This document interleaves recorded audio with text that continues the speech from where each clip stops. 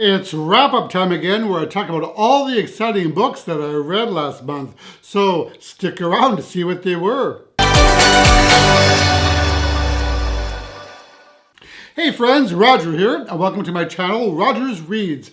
So I'm doing my October wrap-up, and this time I didn't split it up into two parts like I usually do because it was kind of a bad boy in October. I only ended up reading 8 books. October was a pretty crazy month for me, so I didn't read as much as I typically do. And I think it was kind of in a reading slump too. So I decided this month to just put them all in one video, so we'll see how that goes. Hopefully this won't be too long. And the first book that I read in October was entitled Infinite Noise by Lauren Shippen. And I actually read an ebook version of this. It was actually an ARC, and I'll put the cover up above. So Infinite Noise is a young adult contemporary sci-fi story that follows a 16-year-old high school football player named Caleb Michaels, who is what the book calls an atypical, which is a powerful empath who feels and experiences the moods of everyone around him, which can be pretty intense if you're in a room full of teenagers whose moods are often extreme and ever-changing. But there's one person who seems to help Caleb deal with the overwhelm, and that is Adam, an introverted gay teen who suffers from severe depression. Now, for some reason, Adam's presence is calming to Caleb. So the two of them end up forming a unique friendship, and they end up discovering that they have more in common than they initially thought. And their friendship ends up evolving into something more. So I love stories about people who possess superpowers and enhanced abilities. So it was fun to journey along with Caleb as he struggled to understand and control this unique part of himself. And this book had some really interesting descriptions of emotions. And I thought the author especially nailed it when describing Adam's depression from Caleb's point of view, especially the way the author used colors and physical sensations in describing said emotions. So I thought that this was a delightfully moving, character-driven, coming-of-age love story that was a journey of self-discovery for our two highly complex protagonists, as it shows us how to find solace in the special friendships that we forge and to trust those who love us. Now, I do believe that this is going to be a series, and I really hope so, because I would love to delve more deeply in the world that the author has created here, and I ended up giving this 4 stars. So the next book that I read was entitled Carry On by Rainbow Rowell. So okay, this is going to be a tough one to talk about. This is one of my most anticipated books of the year. I absolutely loved Carry On, which was the first book in this world, and was surprised to learn that there was going to be a second book, this one, and most likely a third, because I thought the first book was pretty well wrapped up. So Wayward Son picks up where Carry On left off, in that Simon has lost his magic and he still has wings and a tail. And given that he's no longer the chosen one and has no magic to speak of, he's now turned into sort of a couch potato dud, barely speaking to the other people in his life, including Baz. Needless to say, the relationship has gone nowhere. Now, Penny is also concerned about Baz, so she proposes a trip to America to visit her boyfriend Micah in Chicago, and then from there, the plan is to drive to California to check on Agatha, who strangely is not answering any of Penny's texts or calls. So after, shall we say, tense visit in Chicago, the three of them embark on a road trip to California.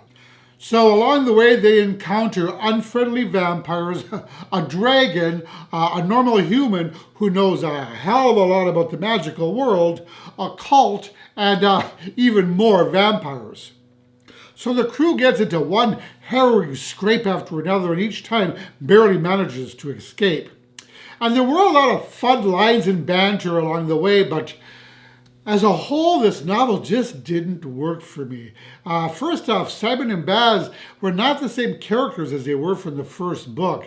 That initial magic was gone, and I felt that neither of them was very remarkable. Simon mostly blended into the background, and Baz felt like a diminutive version of the Baz that we knew from the first book. But most disappointing was Simon and Baz's character arc, or should I say, the lack thereof. There's really no character growth to speak of and no evolution in their relationship.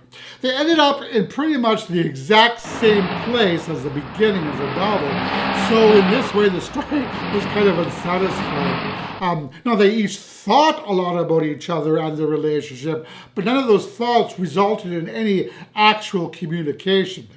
They both just suffered in silence with pretty much no interaction or very limited interaction. I don't know, compared to Carry On, the book just felt kind of lackluster to me. It was kind of bleak, a tad disjointed, and felt a little rushed toward the ending especially. So while the plot surrounding Agatha was resolved, the book felt mostly unresolved and unfinished. Oh, and it didn't help matters that the story ended on a cliffhanger in the Nancy Drew style of, oh my God, we have to return home to Watford right away. There's trouble. So, yeah, there's that. And you know how much I love cliffhangers.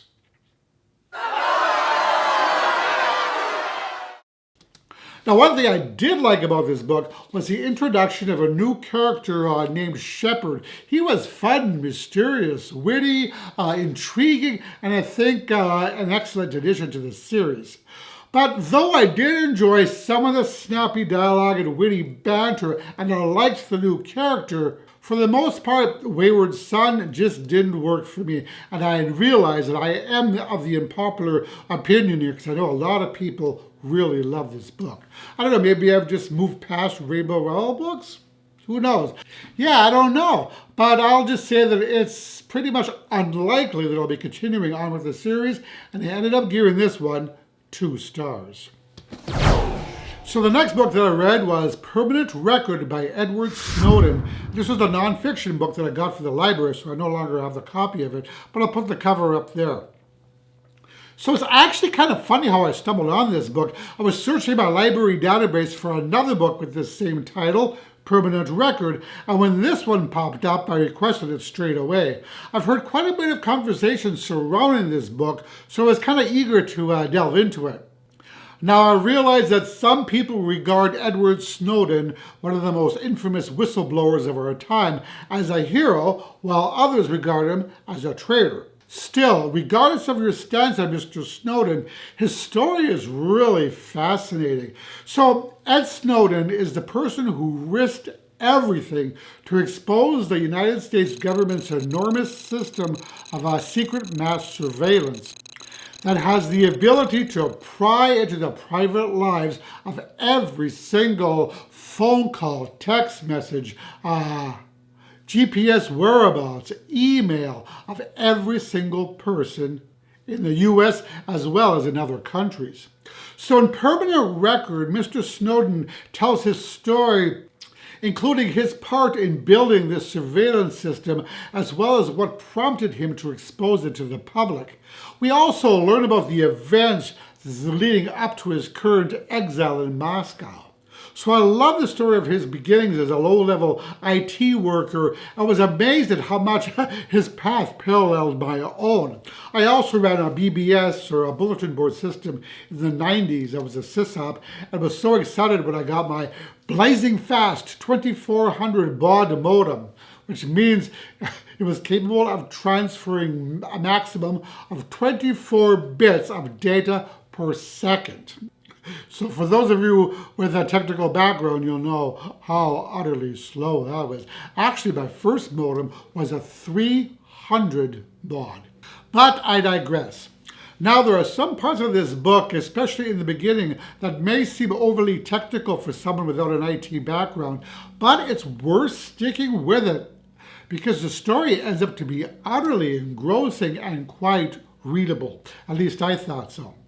It was really riveting to get the inside scoop from someone who worked in these massive data centers and to watch the months of careful and meticulous preparation Snowden took before arriving at the day where he finally lets the cat out of the bag.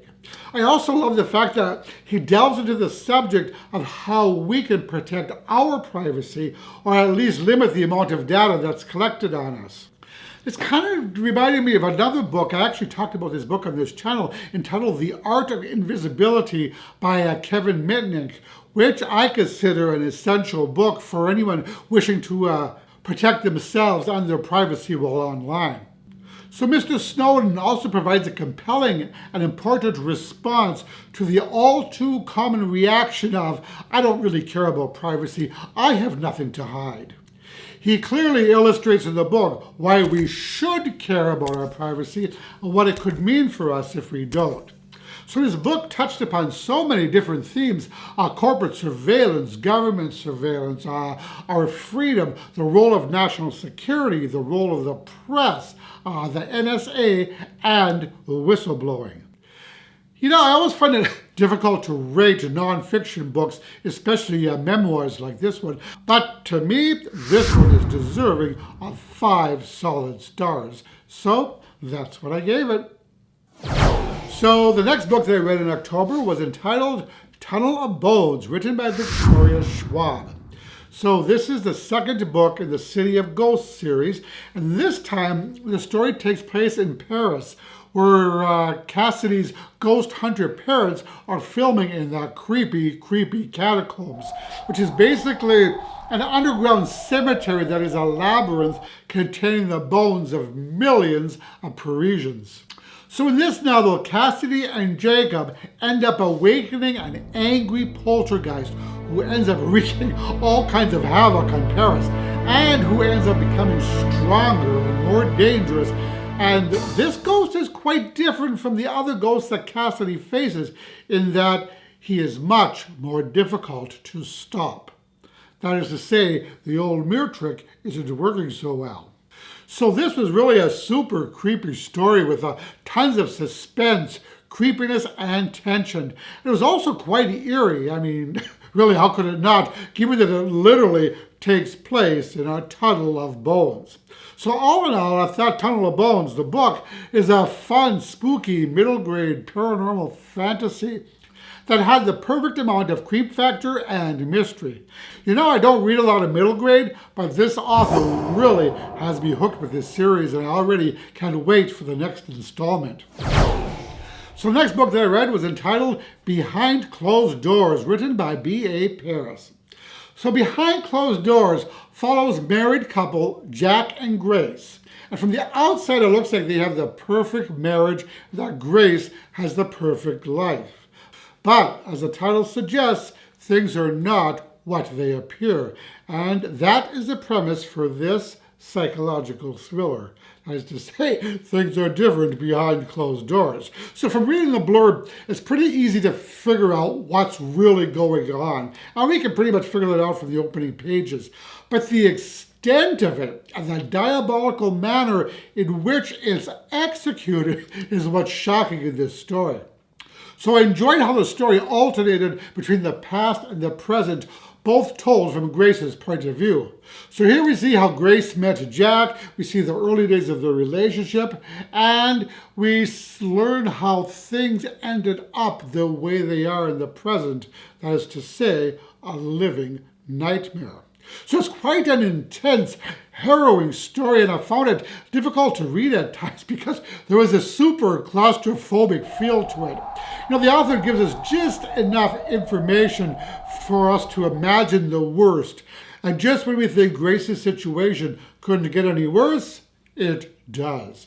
So that being said, I found this disturbing on so many levels, and it really is a twisted, depraved little story with a villain that's pure evil. Now, what really stood out for me with this book is the tension that the author creates here. In fact, it had my heart pounding the majority of the time I was reading it. The creep factor here is off the charts. I thought that this was so expertly plotted and drawn out that I was really surprised to learn that this is actually the author's debut novel. So yeah, Behind Closed Doors It's an unsettling, nightmarish, raw, gut-wrenching story with a phenomenal ending, and I ended up giving this nail biter 5 stars. So the next book that I read this month was entitled Trinity Abode, written by Caitlin Seal.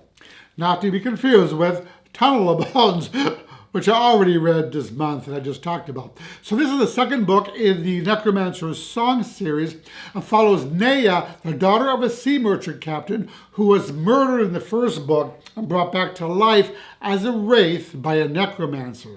So I read and really enjoyed the first book. And when I saw that the arc for this book was available, I requested it and was delighted when I was approved because I really love the first book. So in this book, our heroine finds herself back in her home country of Telmira, a place she thought she'd never see again.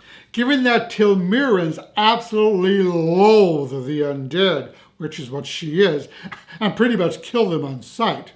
So there's a lot going on in this book. For one, she has to rescue Corton, her fellow wraith and lover, from a dark, dark place where there are shadows who wish to claim him permanently, and time is quickly running out. She's also sucked into an intricate political web, and just like the first book, there are plenty of secrets, lies, and layers of treachery. Now, one thing I really enjoyed about this second book was how much Naya's character has grown since the first book, where now she's transformed into a decisive, much less gullible and courageous young woman. She's actually quite spirited and headstrong, and her personality complements and balances many of the other no-nonsense characters, including the stodgy Telmirans. So all in all, I thought that this sequel was a mesmerizing, action-packed, multi-layered adventure story with a unique and compelling spin on necromancy. Now, I did have a niggle with this book, and that was the abrupt ending. And though it wasn't exactly a cliffhanger, it was pretty darn close to one, and because of that, I knocked off 1 star. But still, it was a super fun read and a great addition to this series, and I will definitely be picking up the 3rd book when it comes out. So the last book that I want to talk about is Stephen King's latest book called The Institute. So the story follows a 12-year-old boy named Luke Ellis, who is pretty much a child prodigy and is going to be attending 2 different prestigious universities simultaneously in the upcoming semester. He's also demonstrated some telekinetic ability, such as the ability to toss empty pizza pans off the table and to close cabinet doors with his mind. But Luke's ideal life is shattered one night when intruders enter his home while everyone's asleep, murder his parents, and kidnap him. So he awakes and discovers that he's in a sinister place called the Institute, run by the evil Mrs. Sigsby and her ruthless crew of caretakers, doctors, cafeteria workers, and techs. Now in the Institute, there are other kids who have also been kidnapped from their homes, kids ranging in age from 7 to 16. And as we learned in the opening pages, all of these kids here are special in that they have either telekinetic or telepathic abilities and are known as either TPs or TKs. So what we have here then is an evil institution hidden away in the middle of the Maine woods that perform horrible and bizarre experiments on kidnapped children. And the scumbag caretakers here don't hesitate for a moment to slap children across the face, punch them in the stomach, or zap them with their tasers if they don't do exactly as they're told. So what we have here then is a harrowing journey along with the children as some of the Institute's biggest secrets slowly come to light. So I will say that this is a really, really long book. At least it was an audiobook, 19 hours total. But it was worth it. I mean, the plot sucked me right in from the opening lines, and I became utterly obsessed with this story. I mean, what goes on in the Institute is sheer insanity, and I couldn't even begin to imagine it on my own. Now, I will say that this is probably not the book for more sensitive readers, as the book deals with some pretty tough and hard-hitting topics such as child abuse, physical and emotional, suicide, murder, grief, PTSD, drowning, loss of loved ones, and more. So that being said, the book was quite difficult to read in some places, and it will break your heart into a million pieces. And you'll experience feelings of horror and revulsion while reading it, or at least I did. But for me, the story really is worth sticking with, as I ended up loving this masterfully told tale. I loved that despite everything, despite the horrors that these kids were put through, they supported each other and rallied together when necessary. And I thought that the friendships that they created were especially endearing. Whoops, my battery died in the middle of it, so I had to put in a fresh battery.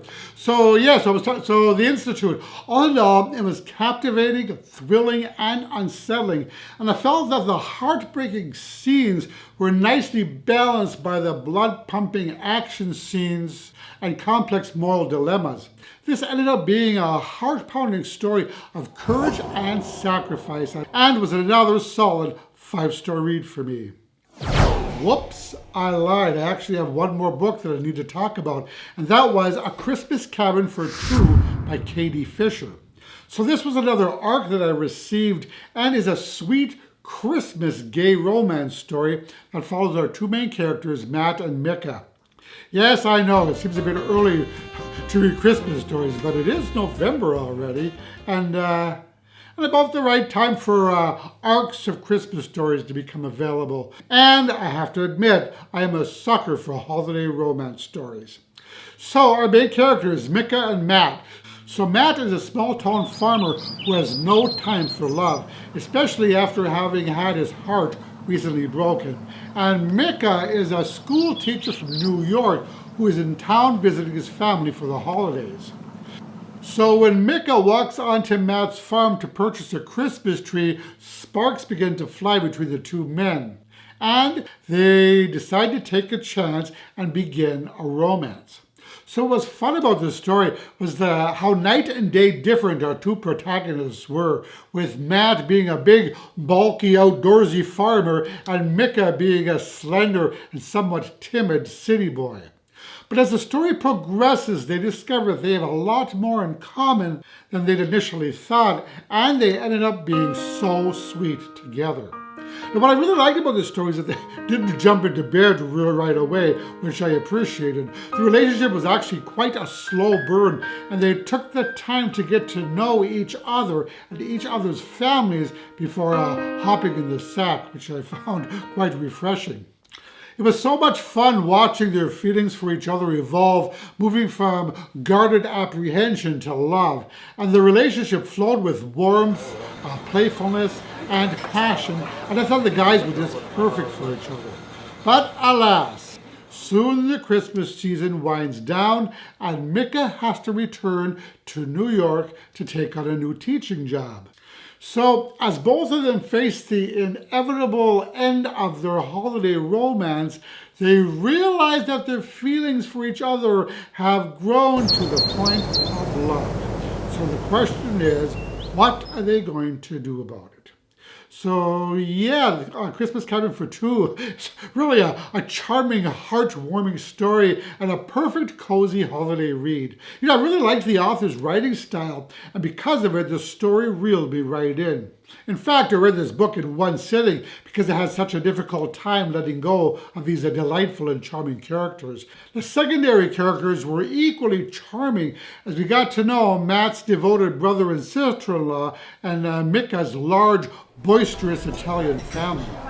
So I know that I'm reading a good romance when I tear up, which happened to me a couple of times during this enchanting and heartfelt story. I thought that the author has created something truly extraordinary here, a magical Christmas romance about love in its purest form. It's a story that's not only engaging, but endearing and emotive, and has certainly warmed my heart while reading it. So if you're looking for a sweet and light Christmastide romance, you might want to give The Christmas Cabin for Two a whirl. So did you like this video? If so, please click the like button below, as that really helps my channel out. And that about does it for my October wrap-up. What did you read in October? Let me know in the comments. And I will talk to you all in the next video. Roger and out!